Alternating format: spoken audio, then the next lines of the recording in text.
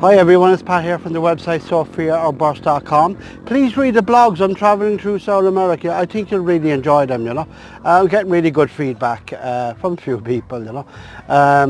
So if you saw my last video, I'm actually in Asuncion, the capital of Paraguay. It's really strange, but it's really good strange. There's no tourists there, very few, very few, mostly German, but Germans have a big history of coming here for since after the Second World War, and there may be people visiting relations more than tourists, you know. So it's a really strange place, but I really like it. The only thing, it's really warm. I had to get out of the hostel today. Everyone else wouldn't get out, it's too warm. But for you, I got out in this heat. And I'm actually going to stand up now because my ass is on fire sitting on that seat there. Wow. So where am I? You can see the city in the background there. Just a small bit down is the River Paraguay, so that's what I'm taking a look at today. I think it's a very safe city, but I was walking down and two people came up to me and told me go through your first streets back and walk down to the river then, because I was heading towards a shanty town. Look, I'm not saying it's unsafe, they told me it's unsafe. They were really nice, but overall there's a really good feeling here. So let's take a look at the River Paraguay. So this is it. It runs like 2,500 or 2,400 kilometers, and it comes from Brazil, Bolivia, Paraguay and Argentina. So it's like a serious river, you know. There's the first boat I've seen out. Oh, there's another one there.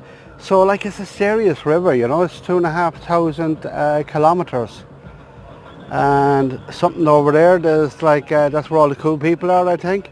Loud music, as you hear everywhere in Spanish Latin culture. So this is it, like, and it has like Panama has a really interesting history, a fairly tragic one as well.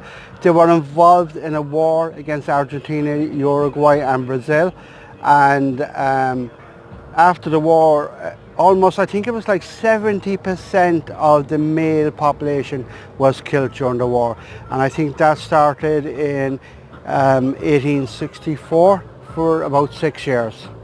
So like that's fairly tragic, and it took them, they say decades, but like you don't recover from losing 70% of your male population in decades. It takes a lot longer than that. So you can see some people down there doing a bit of fishing, and this thing makes me curious up there. It looks like an artificial beach. So I'm going to walk up there and check it out. So as I'm walking up there, you can see people fishing there just right next to the beach. Now, I'm not sure. People have told me that river is contaminated. I don't think I'd fancy eating a fish from there, especially when I don't see anyone actually swimming in there. And man, it's 42 degrees today. If you could swim there, you would be in there. But you know what? Let's get a bit closer. Okay, so I've got down by the playa, the beach side, and you know, it's quite nice. But the one thing you notice is like it's like over 40 degrees and there's no one swimming. And then I was thinking, actually, you know, would you actually go to a beach just for the sand if you couldn't go into the water? I'm not sure if you would. As far as I know, the water is contaminated here, but at least they have the beach, a little beach here. They didn't have this before. I think the government spent a bit of money recently and they did a boardwalk as well. So, you know, it's a nice place to come down and sit down. So that's it in all its glory. The Playa de Asuncion, I suppose, is it? Playa del Asuncion. And there you got a couple of people down there selling like teas and coffee. It's not actually doing a rip roaring trade.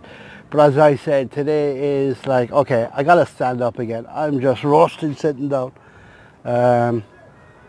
So there is, I'm like, the river really is pretty. It's really pretty if they clean that up. You know, you know, I'm not sure how easy stuff like that is to do. I'm no expert on that, you know. But it would be a really good attraction if you could swim there, you know. Because like the river is so calm. I haven't seen any kind of boats going up there since I've been around, you know. So I'm not sure if it's deep enough for that, you know. So it would be, I'm like, if you could go and swim there, this place would be absolutely packed on a day like today, you know.